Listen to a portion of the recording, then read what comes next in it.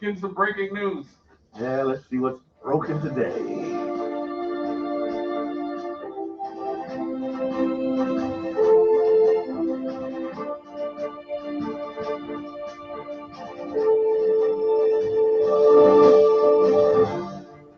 All right, folks. As you heard in the intro of the show, Haitian migrants are using a dam to cross into the United States from Mexico and have been staying under a bridge Mm-hmm. in Del Rio, Texas. They have been pleading with Joe Biden not to deport them. He is obviously not listening, as planes and planes of migrants have been leaving the United States and going, taking them back to Haiti Right. since Sunday. The Department of Health and Homeland Security said last Saturday that they had moved about 2,000 migrants from an encampment under a bridge in Del Rio, Texas, to other locations for processing and removal from the United States. What has sort of gotten the ire of lots of people is the pictures of border agents Right. on horseback Mm-hmm. rounding up Haitian migrants after closing the Rio Grande closing where 15,000 had congregated. The Department of Homeland Security will begin on Saturday. Well, they already started sending out the flights. As you heard in the intro, Department of Homeland Security Secretary Alexandro Mayorkas said that most of the Haitians have been removed from the encampment under the authority of Title 42. Now, what is Title 42? And why are we talking about it now?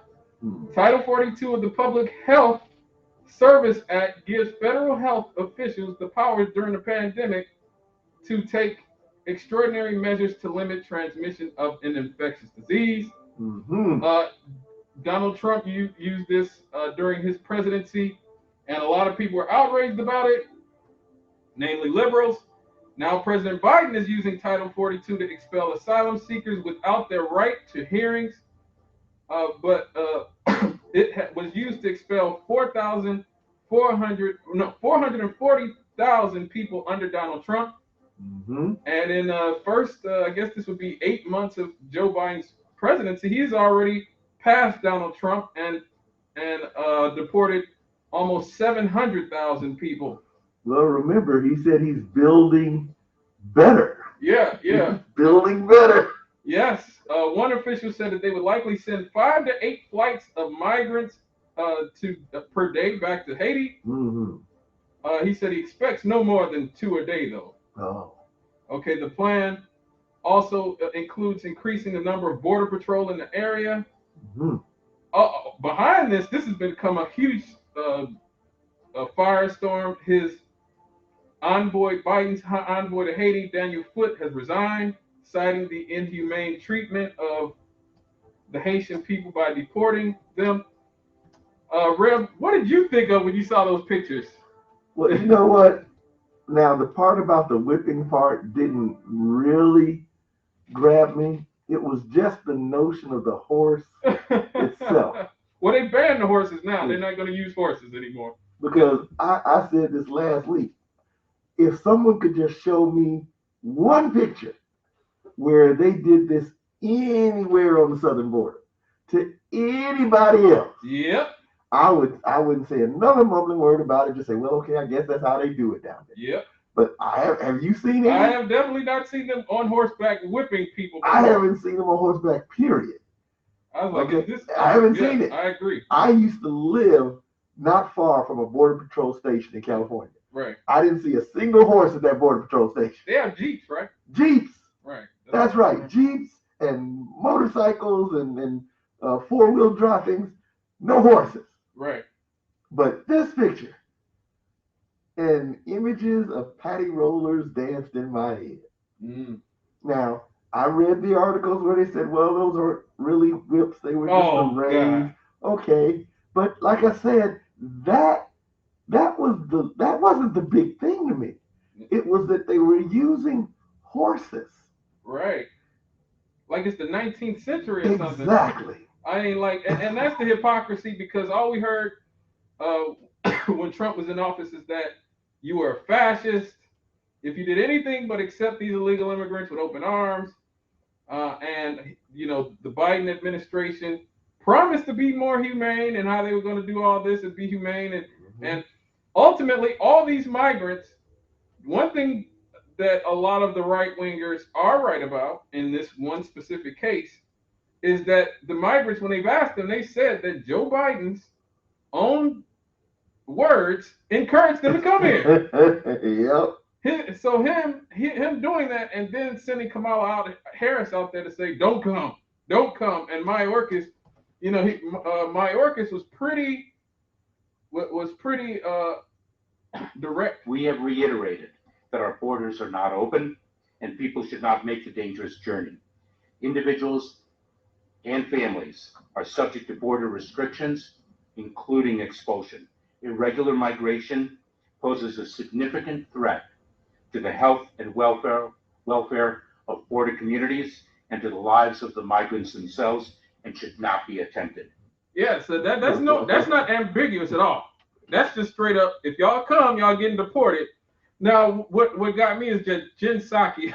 They sent Jen Psaki out there to deal with all the blowback from everything, and she had to go out there and defend this, and this is how she tried to do it. People may be eligible for that. But right now, we also have to implement our laws at the border. We also want to protect people, both in that community, but also migrants. One of the challenges, as we're all facing a pandemic here, is the gathering of so many people. We're still implementing Title 42, which means that we are going to send people out of the country who come in as we implement that. A COVID safety protocol. Exactly. But did you say that it's possible that that extension that applies to Haitians already here could apply to those coming across the border Well, now? Tony, it's already been extended because of the turmoil on the ground. It was earlier this summer. That's something that the Secretary of Homeland Security and Secretary of State do look into. But again, as we look to the photos, not just the ones you referenced, but of all of these families and people under the bridges, we wanted to also take steps to implement our laws. So they were just implementing laws. Mm. Again, I've never seen anybody implementing laws on any of them Mexicans or Guatemalans or El Salvadorans, Dorians or Taiwanese like they were implementing laws against those black people. Okay, now I'm no fan of illegal immigration. Anybody who listens to the show knows that I take the old school left-wing organized labor view on it. It drives down wages for working class people. There have been plenty of studies that have shown that once you bring in low-wage, low-skilled immigrants, the wages of particularly black men go down. Okay, and the educational and the occupational opportunities of black men go down. Coretta Scott King said it. A. Philip Randolph said it. W.B. Du Bois, Frederick Douglass. You could go back through history to even Cesar Chavez talked about Mexico. It's not our job to import Mexico's poverty, as I've played the clip of him saying that 1,000 times. Mm-hmm. It does not benefit the working class, it benefits the poor. But I'm not going to sit there and watch black people get beaten and abused in a way that it seems they're welcoming Afghanis here with open arms and saying, oh, we did this, we did that. Look at you, y'all been doing it in Haiti for 200 years. You guys, no, they don't want to talk. They don't want to talk about. Look at it this way. America didn't break Haiti. France did that. Well, so America wants to say, well, that one wasn't our fault. Well, when they overthrew their government a few times, they have. Well, we're not talking about that. We're not talking about that. Okay. Okay. Nothing to see here. Nothing to see here. But you're right, man. I mean, I feel like in a certain sense, matter of fact, one of my first thoughts about it was that those Haitians were the only group of former slaves that ended slavery themselves. Yep.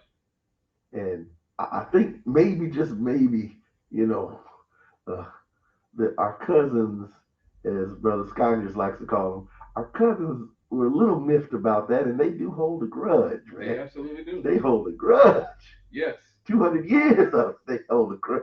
Right. So maybe that's why Haiti gets special treatment. Oh, yeah. Well, go ahead. Haiti gets treatment that African immigrants don't get. Nope.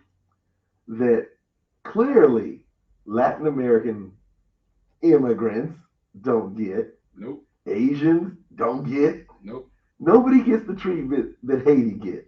Nope. consistently. I mean, that's one thing for sure we can say. America has been pretty consistent on the public level.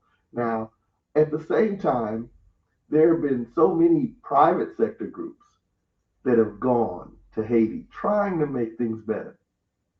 But the problem is they're bucking against the pattern that the government has set in place and supported and fueled and nurtured. I mean, church groups go to Haiti and they try to build houses and they try to dig wells. And then, the federal government comes in and installs Papa Doc. Mm-hmm. Right, I agree. And the Clintons, you can't. Okay. They, following the 2010 earthquake, they promised to build back Haiti. Roger Clinton, Bill Clinton's brother, used his connections to get a consulting job with the building firm seeking the contracts in Haiti. Mm-hmm. Hillary Clinton's brother, Tony Rodham, was also involved in the deal seeking to build homes in Haiti.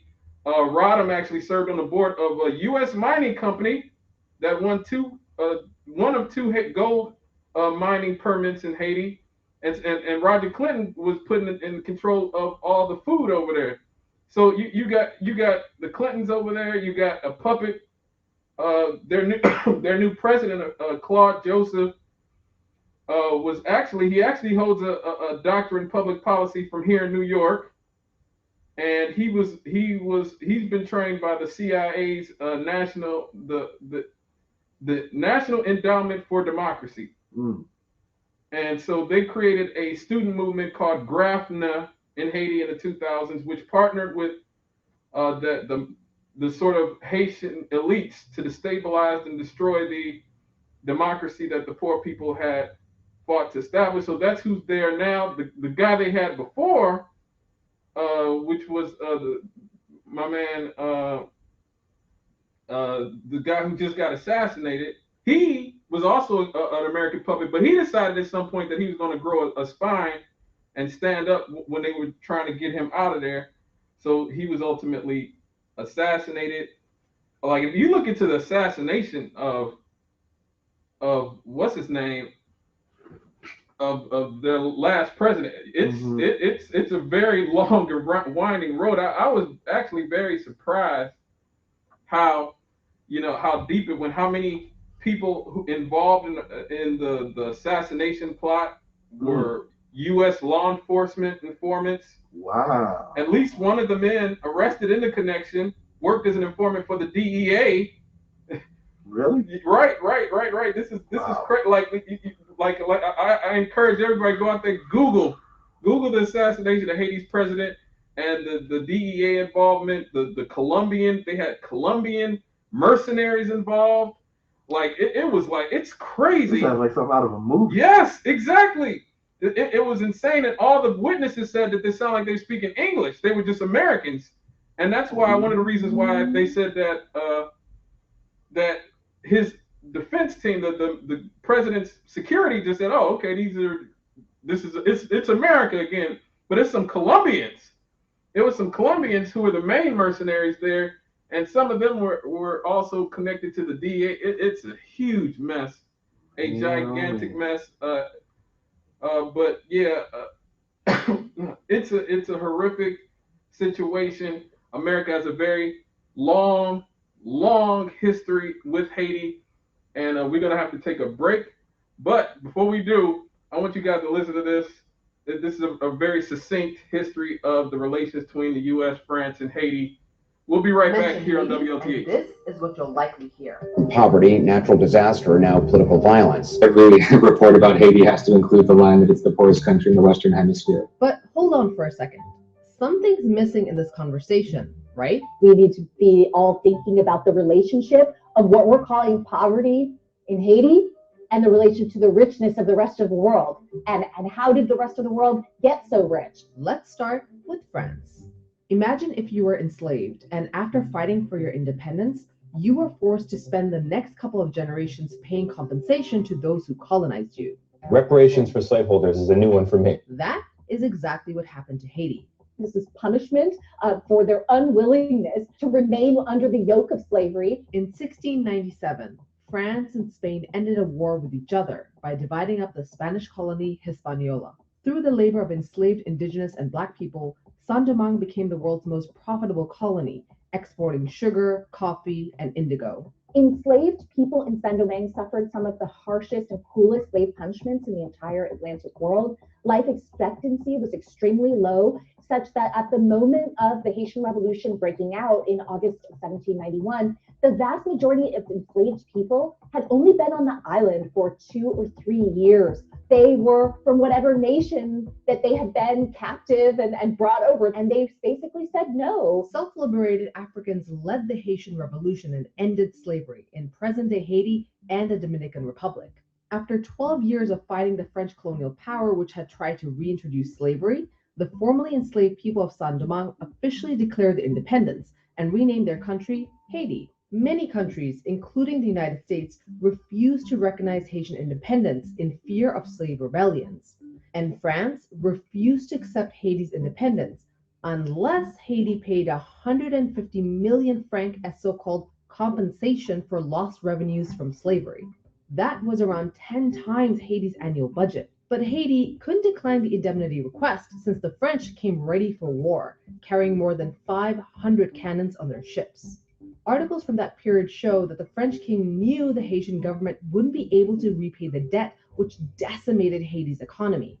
Haitians had extremely high taxes, and most of the tax revenue was paid for the indemnity. This left the education system, public infrastructures, and healthcare underdeveloped. Agricultural land was also depleted to grow cash crops that paid for the debt but couldn't feed the country. It took Haiti 122 years to pay off its debt and required taking high-interest loans. It's a self-fulfilling prophecy to say that Haiti is poor and Haiti must be poor. And I think the better question whenever a people, an entire people, is characterized as poor with this word is to say, not why are they poor, but why aren't you? But it's not just the French who have played a role in Haiti's misery. So the United States has intervened in Haitian affairs quite a lot. President Moïse's assassination in 2021 left some Haitian officials calling for U.S. intervention, but not everyone agrees. The only way that that could ever even have a fruitful outcome would be if it was because they were in dialogue with the Haitian people for the first time, because that is not what usually happens. That's not what happens at all. They dialogue with the people claiming power, and some negotiation is struck between those vying for power and the United States government. There's a lot of people saying, no, we don't want the United States to come and intervene again, because this is, again, a repetition of history. The history that Professor Doubt is talking about involves the United States' 19-year occupation of Haiti, an occupation that killed thousands of Haitians. Following the assassination of Haiti's president in 1915, U.S. President Woodrow Wilson's administration invaded Haiti to protect U.S. investments. Then, they forced the election of a new Haitian president who would protect American interests in the country. Racist and fear-mongering rhetoric was used to justify the move. The occupation ensured that the U.S. prioritized its own interests in Haiti over what was best for Haitians. The U.S. occupation ended in 1934 after local dissent and rebellion grew too costly for the U.S. to control. But even after the occupation, the United States continued to play a role in the internal affairs of Haiti. In 1957, the U.S. government threw its support behind a Haitian dictator, François Duvalier. Duvalier and his successor, aka his son Jean-Claude, ate up aid from the United States in exchange for their strong anti-communist stand at the height of the Cold War. Haitian uprisings ended Duvalier Jr.'s rule and led to Haiti choosing its democratically elected leader, Jean-Bertrand Aristide, in 1990. But within a year, Aristide's government was toppled by a coup. Not only was one of the leaders of the coup on the CIA's payroll, but the U.S. had set up and funded the Haitian military and National Intelligence Service, which both played key roles in the coup. Ousted Aristide returned to his second presidency in 2001, and again was forced out of office by a coup that he claimed the U.S. had orchestrated. And after that, President Obama's cabinet pressured a Haitian presidential candidate to withdraw in 2010. We see reports coming out of various civil society organizations saying that Haitians have lost faith in the electoral process because it doesn't reflect their actual concerns. And that brought us to the 2016 Haitian presidential election, where late President Moïse was elected with an extremely low voter turnout, but U.S. backing. In February 2021, Moise refused to step down at the end of his term. The US once again backed him while thousands of Haitian protesters took to the streets. Many Haitians are saying, we want to try actual Haitian democracy, where the Haitian people, not just the elite and the bourgeoisie and the business interests, get to have a say and determine the direction and future of the country. It's clear that Haiti's poverty and political instability has long been influenced and shaped by foreign players. So, knowing this, where does Haiti go from here? We have never been able to see what could happen in this particular Black country without meddling and interference. We should try something new in the United States, and that is back off and back away and let the Haitian people determine their own future.